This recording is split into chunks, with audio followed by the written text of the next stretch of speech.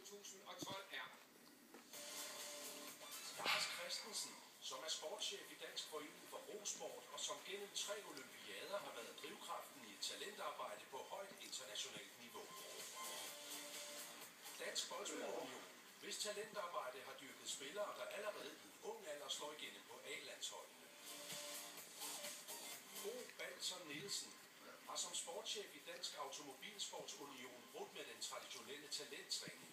Det har skaffet unionen 9 medaljer ved internationale kartingmesterskaber siden 2005.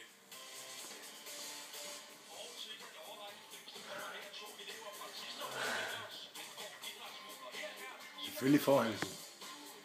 Skal have det. Mange OL-medaljer har vi andre hævet hjem. Eller VM-medaljer.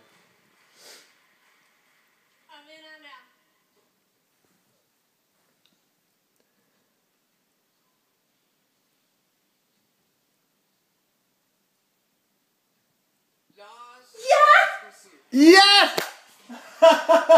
Det er mig!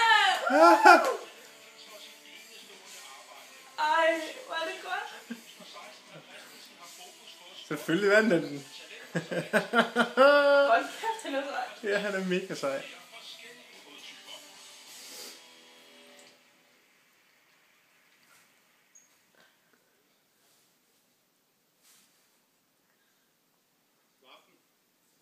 Tusind tak for den her fantastiske pris, den er jeg meget stolt over. Jeg vil også godt have lov til at takke Team Danmark, fordi de har nomineret mig.